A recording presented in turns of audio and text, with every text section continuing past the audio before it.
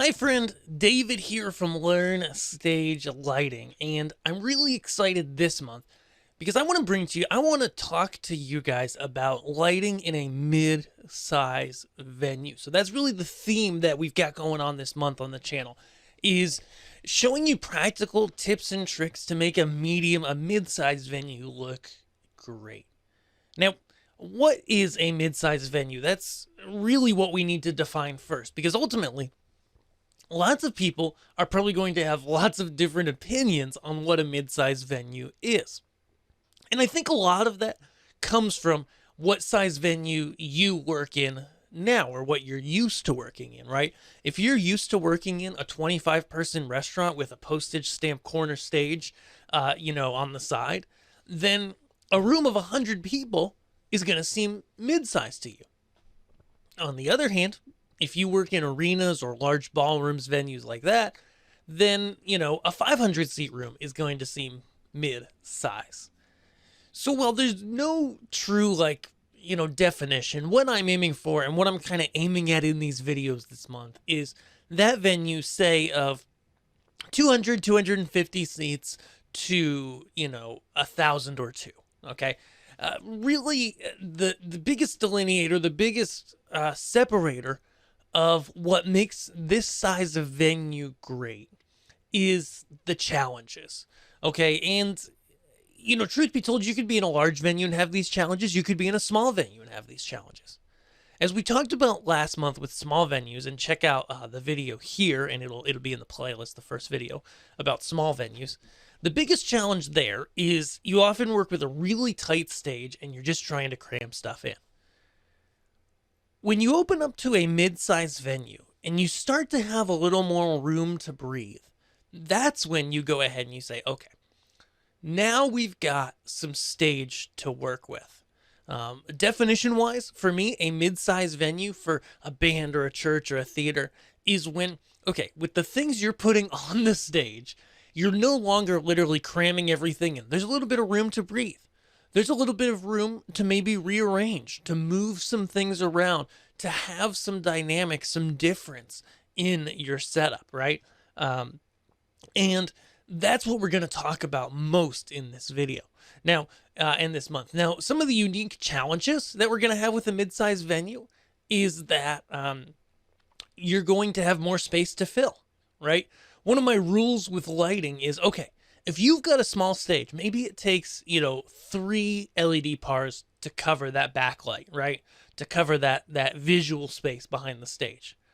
Well, when you move to a mid-sized stage, that 3 pars or moving wash lights might turn into 10, right? And so your budget's got to match.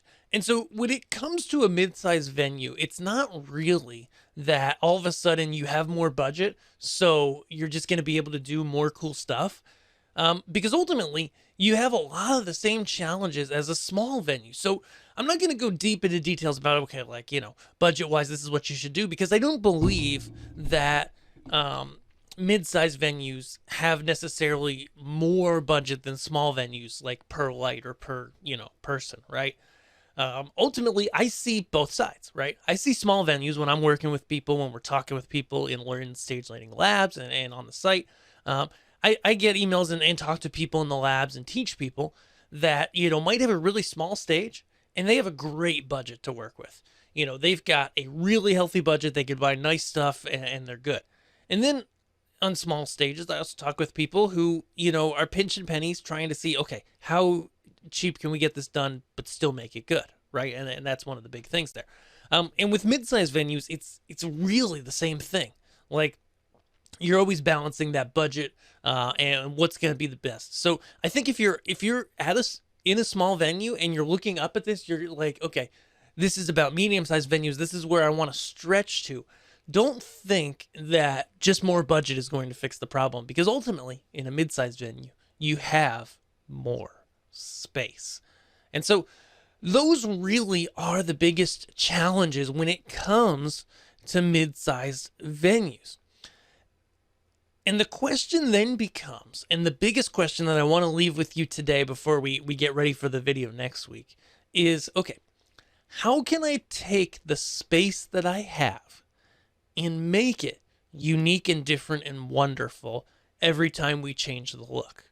Now, changing the look in your space might be a new set design at your church, a new sermon series. It might be in a theater, a new show coming in, a new theater show, a different band coming in, something like that. As a DJ, you might be in a different venue, or you might have a different layout to work with, or maybe you just decide to set your stuff up in a different way.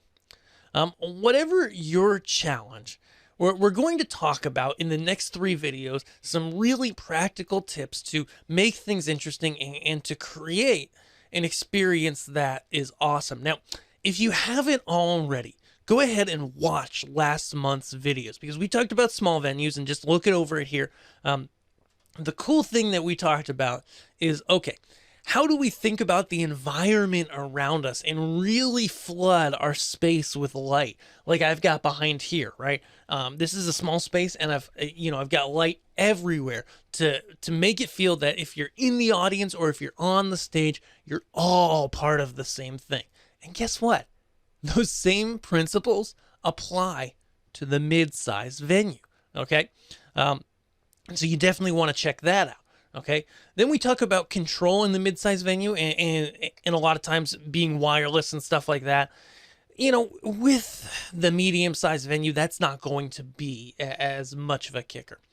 And so for our first tip, really getting into this, I want to talk quickly about depth on stage. So let me hop into the visualizer here. So when it comes down to it, what you're looking at here, it might be what you call a small venue stage. Oops, might be what we call a big venue stage.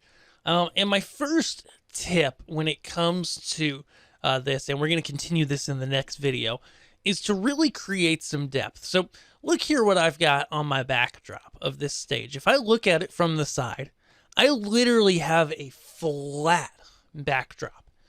And more often than not, having a flat backdrop is easiest, right? You can just lay all your lights out in a line. Maybe they're up on a truss. Maybe like here, we've got a lot of lights on the ground or on truss stands, or, pipe and base or something like that. And everything's flat across. Now, flat across looks good, and, it looks okay, but it's easy to put together.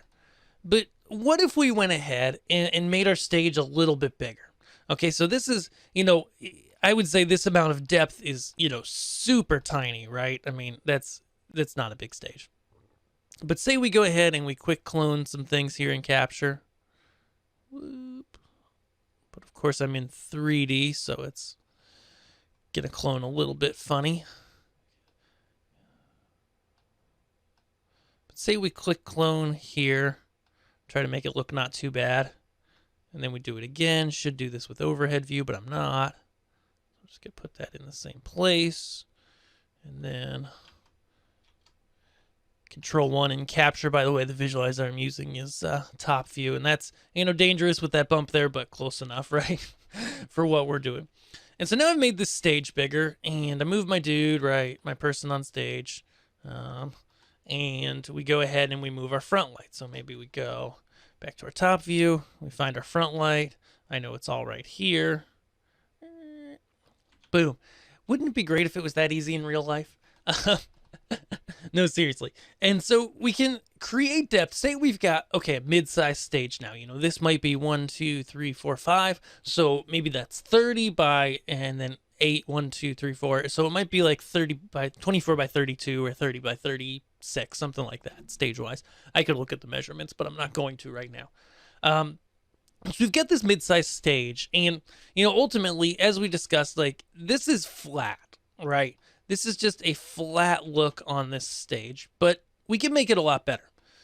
So say we just simply go, just to move things in, and we grab our truss uprights here, okay?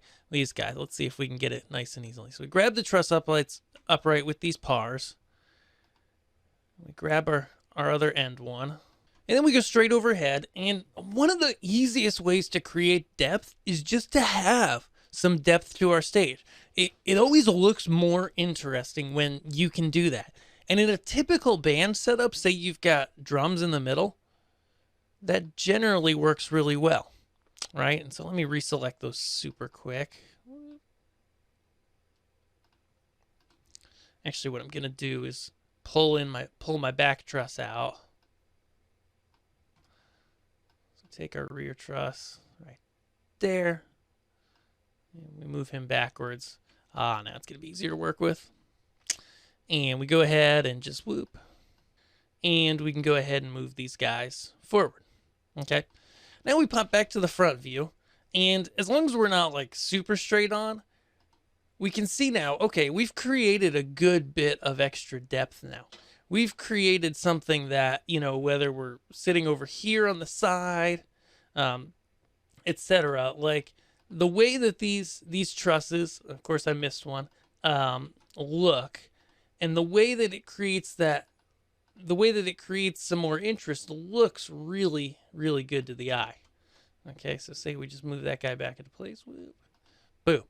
You know, we've got a much more interesting setup here now because we've got some depth. We've got some 3-dimension to that. And so one of the best ways you can get depth is to bring some elements of your set forward, like we've haphazardly done here on the fly. Because ultimately that's going to, you know, there's nothing like actual physical depth to create that feeling. And it also makes it feel a little more intimate. Like now, you know, these couple sticks of truss that are forward a little more, and I'm going to pull them forward even more if this were a real show. You know, they're going to be hugging the drummer in here, right? Who might be in this space, and the keyboardist and the bassist. They're just going to hug him in tighter. They're going to make it feel more intimate, and they're going to make the show look better. And they're going to give us the ability, like if we go ahead and we turn some of these lights off, we're able to make parts of the stage disappear. We can make the backlight go away, make it feel really small and intimate. Maybe just use these 2 outer truss towers and black out everything behind it. But then you can come back and turn everything back on, get that feeling of depth again, make it feel bigger. Ultimately, that's what's going to help you to really make an interesting show and help your stage to not feel so flat, to make it look more interesting. So if you've liked this, if you've enjoyed this video, be sure to subscribe here. As I mentioned before, check out my videos on lighting for small venues and stay tuned here for the rest of this month because we're going to be talking more about this here on Learn Stage Lighting. Have a great day.